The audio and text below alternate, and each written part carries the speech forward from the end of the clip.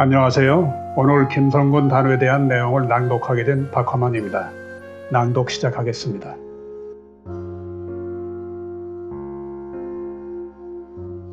성장과 미주 이민. 김성관은 1875년 2월 15일 경상북도 경주군 남대평에서 상인이었던 부친 김영환과 모친 구달 사이에 오남 일녀 중 장남으로 출생하여 경주 구황룡에서 26세까지 살았습니다.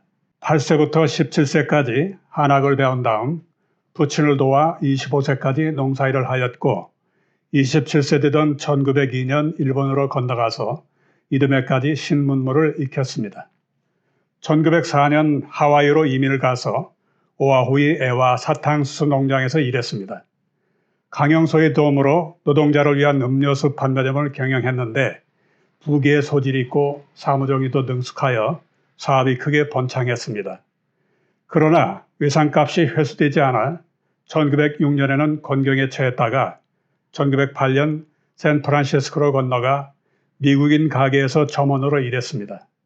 경제적인 여유를 되찾은 그는 잠시 고국으로 돌아와 고향에서 가족을 만나 두 남동생 필권, 수권 형제가 미국으로 가서 각각 미국과 멕시코에서 정착하도록 뒷바라지하였습니다. 김성관은 하와이에 거주하는 동안 한인 사회를 위하여 열정적으로 활동했습니다. 1905년 8월 24일 호놀룰루에서 한인 상주회에 가입하여 서기로 활동하며 친목회를 발간했습니다. 1907년 3월부터 24개 하와이 한인단체의 통합운동을 전개하여 그해 9월 2일 한인합성협회 결성을 주도하고 총무를 지냈습니다. 기관지 한일합성회보 주필로서 한일사회 통합운동과 민족의식 고취 등의 활동을 전개했습니다. 박용만이 1907년 8월 덴버에서 개최한 애국동지 대표회의에 하와이 한인협성협회 대표 자격으로 참석했습니다. 1908년 3월에는 상항 한인청년회에서 격조 높은 연설로 청중을 감동시켰습니다. 사회활동. 김성관은 공립협회와 논의를 계속한 끝에 1909년 2월 1일 창립된 미주 한인 최고 통일기관인 국민회의 발기인이 되었습니다. 1909년 한일 병합이 임박했다는 소식이 전해지고 샌프란시스코 지역 한인들이 반일운동을 전개하자 애국동맹단을 결성하고 별동대 역할을 주도했습니다. 1911년 8월 대한인국민회 중앙총회의 총무로 선임되어 강영소, 주원, 방화중, 이병호, 이순기 등과 함께 미주 한인사회의 통합과 국권 회복을 위해 노력했습니다. 샌프란시스코로 간 김성관은 상항감리교회의 교인으로 활동했으며 1912년 2월부터 강영소, 강영승 등과 함께 이대의 목사를 도우며 신앙생활을 하였습니다. 1913년 12월 9일 강혜원과 결혼한 후 중가주 롬폭 농장에서 서사로 만테카와 다누베의 포도농장 노동자 혹은 점포 소기로 일하다가 1915년경부터 다누바의 자리를 잡았습니다. 1923년 샌프란시스코로 거주지를 옮겼다가 24년 1월에 다시 다누바로 이사했습니다. 그리고 캘리포니아 주 정부가 동양인의 농지 소작권을 금지함에 따라 1925년 생활 근거지를 로스앤젤레스로 옮긴 뒤 채소 상점을 경영했습니다. 김성관은 대한인국민회에서 활동을 계속했습니다. 1916년에 다누바 지방의 회장에 선출되어 부회장 연만석과 함께 활동했으며 1917년에는 구제원으로, 1918년에는 실업부원 및 학무원으로, 1918년부터 19년까지 다누바 수전위원으로 활동했습니다. 1919년 3.1운동이 일어난 후 캘리포니아주 만테카와 다누바 지역을 순회하며 독립의원금을 모금했습니다. 그해 5월부터 중앙총회가 인구조사를 할 때 등록 청부위원이 되어 9월까지 로스앤젤레스에서 의원 활동을 총괄했습니다. 1920년에는 5월에 독립신문을 위해 다누바 지방에서 118달러 30센트를 수전하여 의원을 하고 8월에는 다누바 국어학교에 교감으로 재직하며 유례 졸업생을 배출하기도 하였습니다. 조선의용대가 1937년 12월 발족되었던 조선민족전선연맹의 군사조직으로서 1938년 10월 10일 중국 상하이에서 창설되었습니다. 이 의용대는 조선의연단이 훈련한 조선혁명간부학교 졸업생 중심으로 조직되어 국민당 정부의 재정 지원을 받아 한커우에서 중국군의 후방 공작을 돕고 있어 1941년 2월 로스안젤레스에서 조선의용대 미주본회가 결성되었다가 이듬해 5월 조선의용대가 한국광복군에 편입된 후 1943년 1월 명칭을 조선혁명당 미주지부로 개칭하고 김원봉파의 정치운동과 민족운동을 후원했습니다.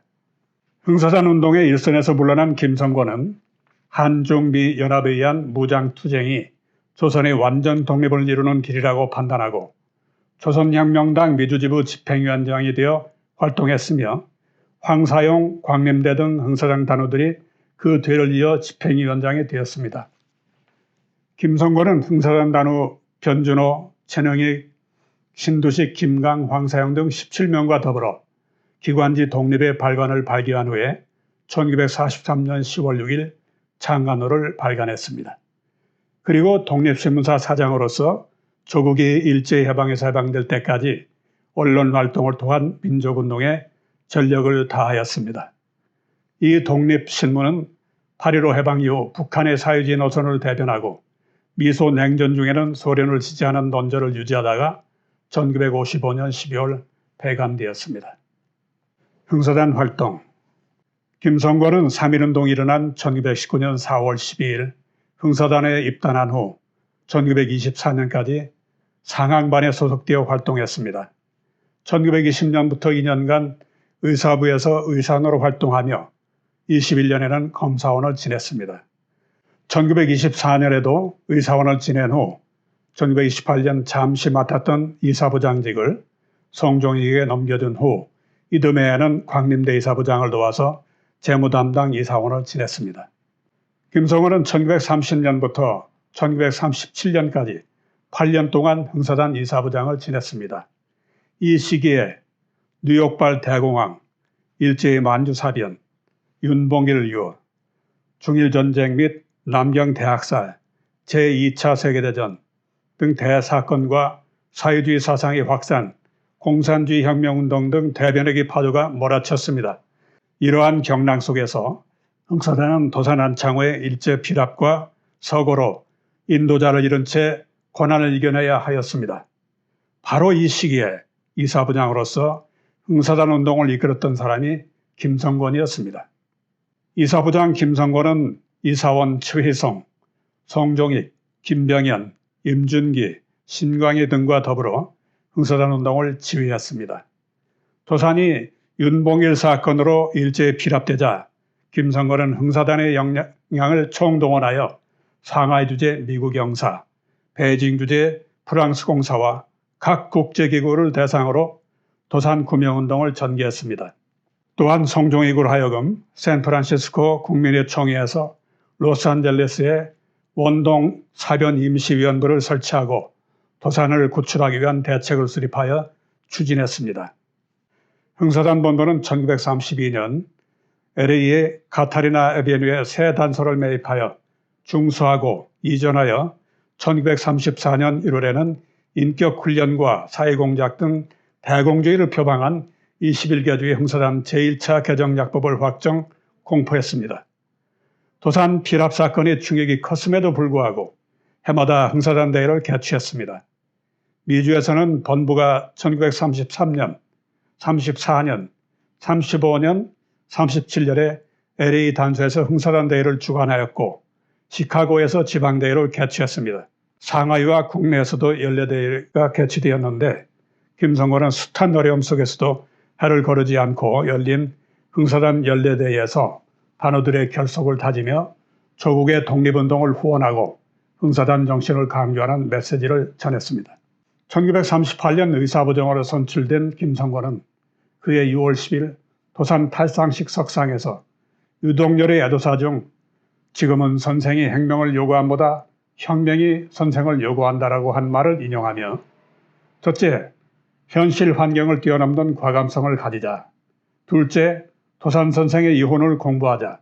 셋째, 이 일을 행하기 전에 반성을 먼저 하자. 넷째, 정신의무와 물질의무를 누락 없이 실천하자라는 네 가지 약속을 새 습관으로 삼고 친구 사이의 인도자가 되고 가정의 인도자가 되고 이웃의 인도자가 되어 일보일보 전진해 나가자고 역설했습니다.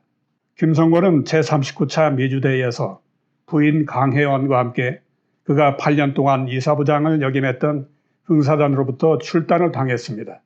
그 후 뇌일혈 증세로 고통을 겪다가 1960년 1월 20일 85세를 일기로 로스앤젤레스에서 별세하여 로즈데일 공동묘지에 묻혔습니다. 1950년대 초반 미국에 휘몰아쳤던 메카시즘의 광풍을 미주 흥사단도 피하지 못한 가운데 그가 겪은 노년의 고통스러웠던 삶은 우리 민족 분단사와 흥사단사의 상으로 남아있는 또 하나의 비극이라 하겠습니다. 그러나 우리 정부는 그의 공헌을 기려서 2002년에 건국훈장 애족장을 추서했습니다. 김성곤은 부인 강혜원과 세 아들을 두었습니다. 그의 부인이자 대한여자애국단 초대 총단장 강혜원은 미주연성운동가 제1호로 불릴 정도로 유명한 흥사단 단으로서 1885년 11월 21일 평안남도 평양에서 세부주사 강의진과 어머니 황마리아의 일남 이녀 중 장녀로 태어났습니다. 1902년까지 서당에서 학문을 배우며 기숙사에 들어가 공부를 하였습니다. 아버지가 가정과 자녀 교육에 소홀해지자 어머니를 따라 남동생 강영승 내외, 이동생과 함께 1902년 5월 하와이로 이민을 갔습니다. 어머니 황마리아와 강혜원은 애와 농장에서 바느질로 생계를 해결하다가 1913년 샌프란시스코로 가서 그해 12월 9일 이대희 목사의 주례로 10살 위인 38세의 김성곤과 결혼을 했습니다. 강혜원은 1919년 3월 2일 다뉴바 지방에서 강원신 등과 함께 신한 부인회를 결성하고 대한인 국민의 민족운동을 적극 후원했습니다. 같은 해 8월 2일 미주 한인사회 통일운동 기관인 대한여자애국단의 창립총회를 개최하고 초대 총회장으로 선출되어 2년 동안 다양한 활동을 펼쳤습니다. 초기의 총회 산하에 샌프란시스코, 세크라멘토, 맥스웰, 윌로우스, 로스앤젤레스 지부가 설립되었습니다. 여자애국단은 독립운동 자금 모금 등에 주력하고 단원들의 생활비를 절약하여 모은 돈으로 상해 임시정부에 $1,000를 보내고 독립신문을 위해 $300를 후원했습니다. 또한 구미위원부에 군축선전비로 $500, 신한민보 식자이값 $500를 후원하고 기근 구제금 및 군사위로금 등을 지원했습니다. 다뉴바, 니들리와 멕시코 메리다, 쿠바에서 야바나까지 지부를 두고 각종 동정금, 한인 구제금, 수재민 구제금을 후원했습니다. 강혜원은 1940년 다시 대한여자애국단 제8대 총회장에 선임되어 상해 임시정부와 대한인 국민회를 적극 지원하며 미준의 한인 동포 자녀들에게 민족교육을 실시했습니다. 그가 이끌었던 대한여자애국단의 총 출납 액수가 46,298달러에 달했습니다. 미주 한인 여성운동의 개척자 강혜원은 남편 김성곤과 함께 조선의용대 미주후원에 참여하는 등 진보적인 성향의 활동을 하기도 하였습니다. 8.15 해방 이후에는 김화목 등 후진을 양성하고 지도하다가 1982년 5월 31일 향년 96세로 별세하여 로즈데일 공동묘지에 묻혔습니다. 정부는 1995년에 강혜원에게 건국훈장 애국장을 추서했습니다. 1914년에 태어난 김성곤의 맏아들 김락은 치과기공사로, 둘째 김희는 치과의사로 성공했습니다. 셋째 김을은 하버드대 음대 작곡가 교수로 활동하며 1983년 2월 보스턴 심포니 오케스트라가 수여하는 막스 호비트상을 수상하는 등 세계적인 작곡가로 알려진 인물입니다. 김성곤은 1909년 무렵 동생 필권, 수권 형제를 미국으로 불러들여 자리를 잡도록 뒷바라지를 하였습니다. 김필권은 1915년 김중생과 결혼하고 야채상을 하며 삼남 삼녀를 길렀는데 둘째 어니김은 도예가로 명성을 떨쳤습니다. 김필권은 1933년 상처를 하여 건강이 악화되어 일을 할 수 없었지만 국악인으로 새 삶을 개척하고 1973년 91세를 열기로 생을 마쳤습니다. 중과주 농장지대에 있던 막내 동생 김수건은 멕시코로 가서 이민을 온 한인 여성과 결혼하여 현지에서 화장품 제조 판매업으로 성공했습니다. 오늘 제가 낭독해드린 김성권 선생은 흥사단 이사장직을 8년 동안이나 수행하셨습니다. 흥사단 107년 역사에 최장수 의사장직을 수행하셨던 분입니다.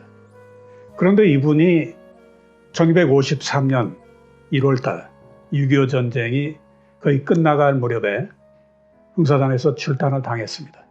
참 우리가 생각할 때는 이해할 수 없는 일이라고 볼 수 있겠지만 그러나 지금은 시대가 바뀌어서 동서냉전 시대도 물러가고 남북 화해 기류, 동북아 한반도 평화의 움직임이 기운차게 일어서는 이때인데 우리는 다시 한번 이 김성권 선생이 부인과 함께 출단당했던 그 아픔을 되새겨볼 필요가 있겠습니다.